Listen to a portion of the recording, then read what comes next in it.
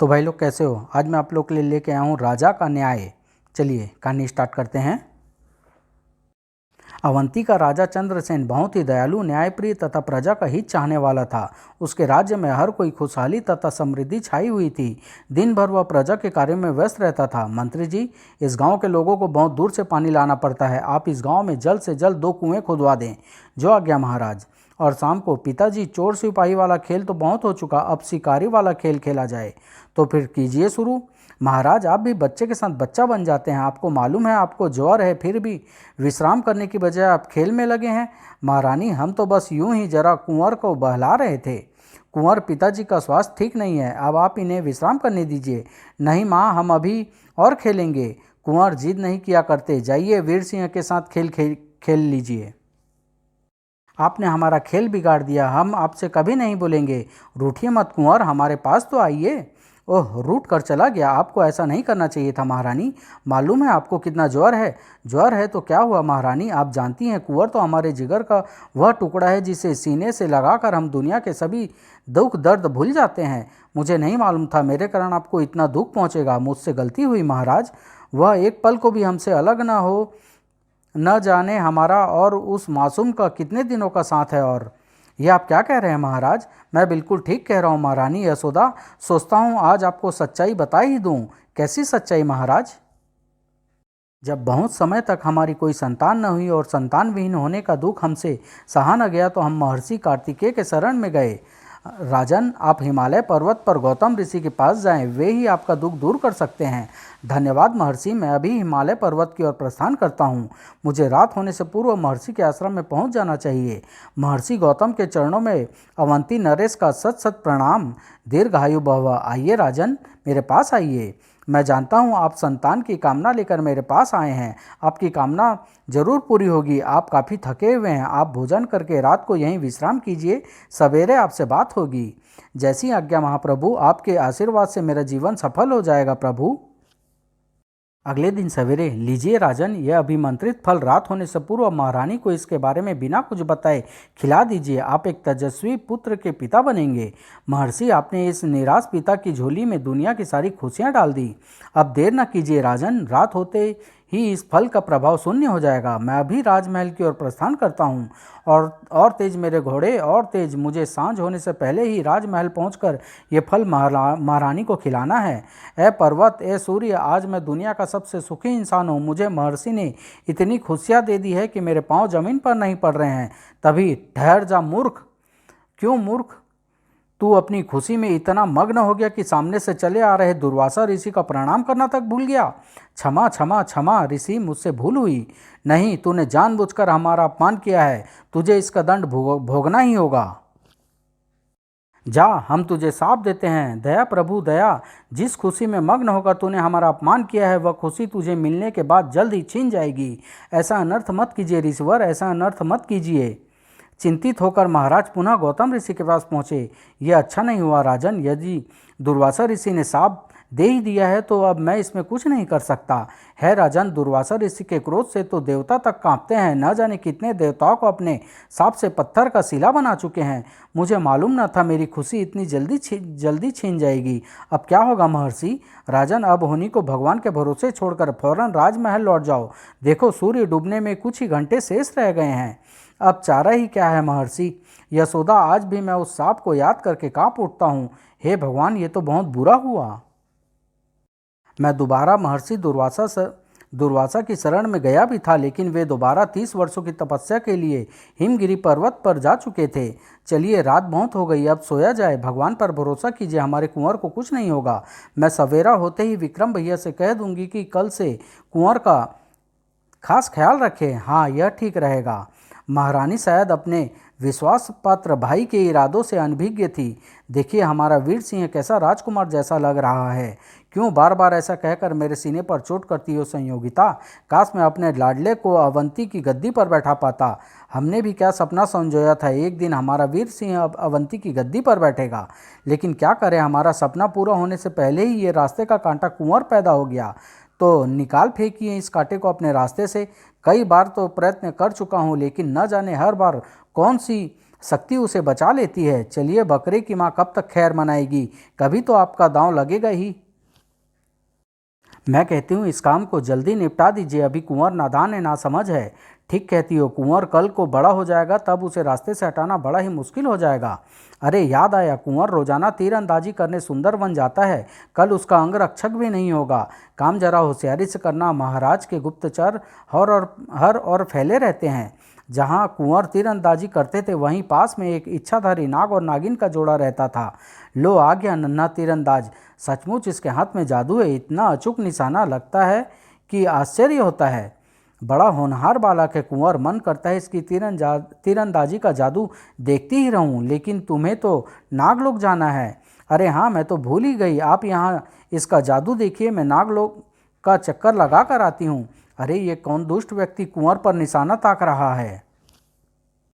जरूर ये कुंवर की हत्या करना चाहता है, मुझे कुंवर के प्राणों की रक्षा करनी चाहिए। आह, अच्छा इस बार तू कुंवर को बचाने आ गया। ला पहले तेरा ही काम तमाम करता हूँ। हाय आए, ये नाग तो इंसान की आवाज़ में चीखा। मामा जी, कमबख्त ने मुझे देख लिया, वरना अभी काम तमाम कर देता। अरे कुंवर, मैं तो आपकी तीरंदाजी देखने आया था, बड़ी गजब की तीरंदाजी करते हैं आप। धन्यवाद मामा जी। चलिए मामा जी, राजमहल वापस चलते हैं। जब नागिन वापस लौटी तो आए, मेरे स्वामी के शरीर के टुकड़े। हे स्वामी, आपको किस निर्दयी ने मार डाला नाथ, अब तो हम अगले जन्म में ही मिलेंगे। आए, ये खून लगा शाही तीर, समझ गई कुंवर, अब मैं तुझे नहीं छोड़ूंगी, मैं आ रही हूँ कुंवर। महाराज, आज ये इच्छाधारी नागिन भरे दरबार में आपसे न्याय मांगने आई है। तुम्हें न्याय मिलेगा नागिन, बताओ तुम्हें क्या कष्ट है। महाराज, आपके राज्य में एक निर्दयी ने मेरे पति की हत्या कर दी है। क्या तुम्हारे नाक की किसी ने हत्या कर दी? कौन है वो निर्दयी? मैं उस निर्दयी का नाम बताने से पहले आपको याद दिला दूं, आपके राज्य का कानून कहता है खून का बदला खून। नागिन, तुम शायद नहीं जानती, चंद्रसेन के दरबार में राजा और रंक बराबर होते हैं। तुम हमें उसका नाम बताओ, हम उसे मृत्यु दंड देंगे। तो सुनिए महाराज, मेरे पति का हत्यारा है आपका लाडला कुंवर प्रताप। नहीं नहीं, ऐसा नहीं हो सकता नागिन, जरूर आपको गलत फहमी हुई है, जरूर तुम्हें धोखा हुआ है नागिन। क्यों नहीं कहते? आपका इंसाफ डोल रहा है, ये पहचानिए, ये शाही तीर कुंवर का ही है ना। पिताजी, वहीं ठहर जाओ कुंवर, इस समय तुम राजकुमार नहीं बल्कि एक अपराधी और राजा चंद्रसेन के दरबार में खड़े हो। अपराधी? मैं कुछ समझा नहीं महाराज। इस नागिन का कहना है कि तुम्हारे तीर से इसके पति का सुंदरवन में हत्या हुई है। क्या आज तुम वहां गए थे? हाँ महाराज, मैं वहां धनुष अभ्यास के लिए गया था, लेकिन किसी नाग की हत्या का मुझे ज्ञात नहीं। इस तीर को पहचानते हो? तीर तो सही है, मेरे अलावा किसका होगा? जरूर अनजाने में यह तीर इनके पति को लग गया होगा। अपराध चाहे जानबूझकर किया गया हो या अनजाने में, अपराध ही होता है। कुंवर, क्या तुम अपना अपराध स्वीकार करते हो? हाँ, मैं स्वीकार करता हूँ महाराज। तो फिर तुम्हारे लिए हमारे पास एक ही दंड है, मृत्यु दंड। नहीं महाराज, दया दया दया। ऐसा अनर्थ मत कीजिए महाराज, अपने निर्णय पर एक बार फिर विचार कर लीजिए। महारानी ठीक कह रही है महाराज, चंद्रसेन सिर्फ एक ही बार अपना निर्णय सुनाता है। राजकुमार को कैद खाने में डाल दो, सवेरे उसको जंगल में ले जाकर वध कर दिया जाए। अपना ताज उतार कर चंद्रसेन भावुक होकर बोला, मेरे लाडले कुंवर, थोड़ी देर ठहर जाओ। जाने से पहले थोड़ी देर के लिए अपने बूढ़े बाप के सीने से लग जाओ मेरे लाडले कुंवर। अब मुझसे कैसा लगाओ पिताजी, आपने तो मुझे मौत की सज़ा सुना ही दी। नहीं बेटा, वो सज़ा राजा चंद्रसेन ने सुनाई थी, और इस समय एक असहाय बूढ़ा बाप अपने बेटे को सीने से लगा रहा है। बहन, मेरी गोद सुनी मत करो, मुझे मेरा पुत्र भीख में दे दो। देखिए, मेरे लाडले को कैद खाने ले जा रहे हैं। नर्म बिस्तर पर सोने वाला मेरा लाल पथरीली ज़मीन पर कैसे सोएगा? नहीं, मेरी मांग सुनी हो गई है, मैं किससे भीख मांगूं? आज अवंती राज्य अंधेरे में क्यों डूबा हुआ है? जरूर कोई बड़ा शौक होगा। चलो मालूम करते हैं। कल सवेरे कुंवर का वध किया जाएगा। क्यों? और बूढ़ी औरत ने उन्हें पूरी बात बता दी। ये तो नन्हे कुंवर के साथ बहुत बुरा हो रहा है। अगली सुबह, ओह कितनी तेज आंधी है, तूफान, मुझे तो कुछ दिखाई नहीं दे रहा। ये दिन में चारों ओर अंधेरा कैसे छा गया, लगता है जमीन फट जाएगी। चलो तूफान रुका तो सही, काश ये तूफान चलता रहता तो हमें कुंवर का वध न करना पड़ता।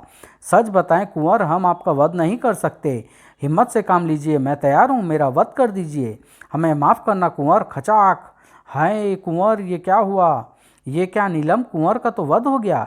नहीं रानी, मैंने अपनी शक्ति से कुंवर का प्रतिरूप तैयार कर दिया था। तेज आंधी चलाकर मैं असली कुंवर को ले उड़ी। वो वहाँ सो रहा है। मैं कहाँ हूँ? और परियों ने कुंवर को पूरी बात बता दी। ठीक है, अब हम अपना शेष जीवन इस जंगल में गुजार देंगे। आप अकेले नहीं हैं कुंवर, हम भी आपके साथ हैं।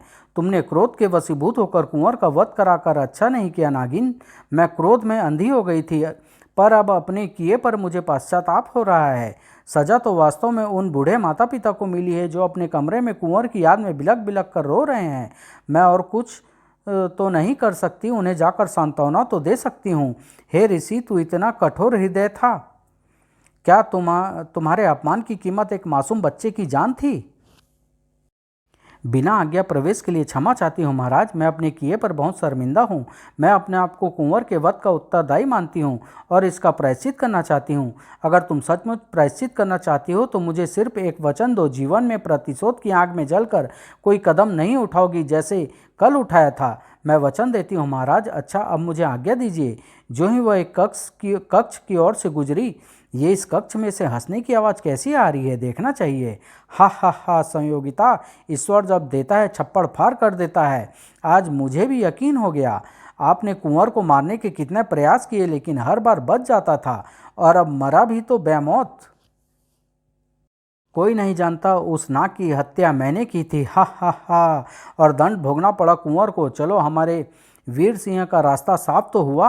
अच्छा, तो मेरे स्वामी का हत्यारा ये ध्रुत है। काश महाराज ने मुझसे वचन न लिया होता तो मैं तेरे पूरे परिवार को ही डस लेती। इसे तो एक न एक दिन बदला लेकर ही रहूंगी। दूसरी ओर, हा हा हा, हा हा हा, हाथी दादा आज उदास क्यों हो? जरूर हथनी दादी से लड़ाई हुई होगी। मेरे लिए भोजन लाए हो रीछ दादा? मुझे खिलाए बिना तुम नहीं खाते। कौन कहता है ये पशु है? इनके अंदर तो इंसान से भी ज़्यादा प्रेम और दया भरी हुई है। आप ठीक कहते हैं कुंवर, इनका प्रेम बड़ा ही निश्चल होता है। इस प्रकार 20 वर्ष बीत गए। खुशखबरी, खुशखबरी, कैसी खुशखबरी सोन चिरैया? मालूम है कुंवर जिंदा है? सच कह रही है तू? हाँ, वे यहाँ से बहुत दूर काले जंगल में गुफा में रहते हैं। इसका मतलब कुंवर का वध नहीं हुआ था? हाँ, उसे हमने बचा लिया था। और परियों ने नागिन को पूरी बात बता दी। ये तुमने बहुत अच्छा किया, मुझे निर्दोष की हत्या के कलंक से बचा लिया। लेकिन ये बात अभी गुप्त रहनी चाहिए। जब समय आएगा तब हम महाराज को खुद बता देंगे। दूसरी ओर राजमहल में ये बुढ़ा पता नहीं कब गद्दी छोड़ेगा। हमारा वीर सिंह अब जवान हो गया है, राज्य की बागडोर संभाल सकता है। पता नहीं खुसट किसका इंतजार कर रहा है। लगता है राज्य में बगावत करनी पड़ेगी, तब ये बुढ़ा गद्दी छोड़ेगा। विक्रम बगावत का राह पाता, इससे पहले ही अवंती पर संकट आ पड़ा। न जाने कहां से नलकासुर दैत्य अवंती में आ घुसा। बचाओ, दौड़ो, हा हा हा, हा हा हा, बचाओ, भागो, बचाओ बचाओ, हाय मर गए, बचाओ। महाराज, हमारी रक्षा कीजिए। वो दैत्य रोजाना 20-25 लोगों को उठाकर ले जाता है। सेनापति, फौरन सैनिकों को लेकर जाओ और इस दैत्य का वध करो। महाराज, हमें राज्य छोड़कर जाना पड़ेगा। जो आज्ञा महाराज। इस पहाड़ का वध कैसे करें? चुपचाप खिसक लो, अगर जाग गया तो अभी हम इसके पेट में दिखाई देंगे। तभी दहाड़, हा हा हा, सेनापति और सैनिक, हा हा हा। महाराज, वह हमारे सेनापति सहित आधे सैनिकों को खा गया। राज्य में मुनादी करा दो, जो अवंती को इस दैत्य से छुटकारा दिलाएगा वही ही राजगद्दी का उत्तराधिकारी होगा। सुनो सुनो सुनो, जो भी व्यक्ति अवंती राज्य के नरकासुर दैत्य से छुटकारा दिलाएगा वही राज्य का उत्तराधिकारी नियुक्त किया जाएगा। आज ना जाने क्यों मुझे पिताजी की बहुत याद आ रही है। मेरा मन बड़ा बेचैन है। न जाने मेरे माता पिता किस हाल में हैं। तुम्हारे पिता घोर संकट में है कुंवर। और नीलम परी ने कुंवर को नरकासुर दैत्य के बारे में बता दिया। क्या? हमारे होते हुए हमारे पिता पर कोई संकट आ जाए, हम उस दैत्य को वध करने जाएंगे। मेरा आशीर्वाद तुम्हारे साथ है कुंवर, हम भी तुम्हारे साथ हैं कुंवर। ये लो कुंवर चंद्रमणि, इसे भुजा पर बांध लो। इसे बांधने से तुम्हारा शरीर तुम्हारी इच्छानुसार बढ़ घट सकता है। हम तुम्हारे शरीर लोहे का बना देते हैं, इससे तुम पर किसी अस्त्र शस्त्र का वार असर नहीं करेगा। धन्यवाद आप लोगों का, धन्यवाद। हा हा हा, आज भोजन खुद चलकर हमारे पास आया है। नलकासुर, अगर जिंदा रहना चाहता है तो अवंती छोड़कर कहीं और चला जा। लगता है तू इस तरह मानने वाला नहीं। जा बच्चे जा, क्यों अपनी मौत को दावत दे रहा है? हा हा हा। ये ले, हा हा हा, टन टन, ये ले। ज्यों ही दैत्य जमीन पर गिरा, तेरी मौत ही तुझे यहाँ लाई है। खचाक। हा हा हा, हा हा हा। आए, सिर फिर धड़ से जुड़ गया। कुंवर, इस दैत्य का मेरुदंड में अमृत भरा हुआ है, पहले उसे तोड़ो। धन्यवाद परी रानी। हा हा हा हा। खचाक, ये ले, तेरा काम तमाम हो गया। नवयुवक, हम तुम्हारी बहादुरी से खुश होकर तुम्हें अवंती की गद्दी का उत्तराधिकारी सौंपते हैं। हे वीर युवक, तुम्हारे माता पिता कौन है? वाह, एक पिता अपने पुत्र से पूछ रहा है उसका पिता कौन है। दुर्वासा ऋषि आप? गौतम ऋषि, आपको मेरा प्रणाम। हाँ राजन, पहचानिए अपने कुंवर को। मैं आपका पुत्र आपको सौंपता हूँ। मेरा कुंवर, लेकिन उसका तो वध हो गया था। नहीं राजन, आपको शाप देने के बाद जब मुझे क्रोध शांत हुआ तब मुझे अपनी गलती का एहसास हुआ। मैं 30 वर्षों की तपस्या के लिए हिमगिरी पर जा रहा था, इस कारण मैंने अपनी दिव्य शक्ति को याद किया। हमने राजा चंद्रसेन को शाप दे दिया है, इस कारण उसका पुत्र हमसे बिछुड़ेगा तो जरूर, लेकिन वह मृत्यु को प्राप्त नहीं होना चाहिए। हमारा उद्देश्य पिता पुत्र को हमेशा के लिए अलग करना नहीं है। तुम दोनों स्वयं कुंवर की रक्षा करोगी। जो आज्ञा महर्षि। जी ऋषिवर। और मेरी यही दोनों शक्तियां हर बार कुंवर की रक्षा करती थी। आप धन्य हैं महर्षि। आ मेरे लाल, मेरे सीने से लग जा। पिताजी, आपके बिना मैंने 20 वर्ष कैसे काटे आप नहीं जानते। जानता हूँ मेरे लाल, जानता हूँ। ये क्या महर्षि, पिता पुत्र के मिलाप को देखकर आपकी आंखों में भी आंसू आ गए। हाँ गौतम ऋषि, मैंने जान लिया है। इंसान की सबसे बड़ी खुशी दूसरे को सुख देने में है, साप देने में नहीं। महाराज, मेरे पति का असली हत्यारा विक्रम है। आज मैं इसके लिए सजा मांगती हूँ। सजा आप चुनेंगे। हाँ महाराज, उसने कुंवर को जान से मारने का प्रयत्न किया, लेकिन हर बार हम बचा लेते थे। न न न नहीं महाराज, मुझे क्षमा कर दें। हमने लालचवश ऐसा किया। यदि सज़ा मुझे चुननी है तो सुनो, आज 20 वर्षों बाद हमारा पुत्र हमें मिला है। आज हम बहुत खुश हैं। इस कारण विक्रम, हम तुम्हारी सज़ा माफ़ करते हैं। महाराज, हम अपने किए पर शर्मिंदा हैं, लेकिन क्षमा करने का असली हक नागिन को है। उससे क्षमा मांगो। हमें माफ़ कर दो बहन। आज खुशी के मौके पर पति का गम भूल कर मैं तुम्हें क्षमा करती हूँ। ऋषिवर, मैं चाहता हूँ आप दोनों विद्वानों की उपस्थिति में ही कुंवर का राज्याभिषेक कर दिया जाए। विचार उत्तम है, जैसी आपकी मर्जी राजन। लेकिन पिताजी, मेरी एक शर्त है। कैसी शर्त कुंवर? मेरे राज्याभिषेक में मेरे व साथी भी आएंगे। वे साथी भी आएंगे जिनके साथ मैंने 20 वर्ष बिताए हैं। हमें मंजूर है पुत्र, हमें मंजूर है। और अगले दिन शुभ मुहूर्त में कुंवर का राज्याभिषेक कर दिया गया। अवंती फिर से खुशहाल हो गया। समाप्त।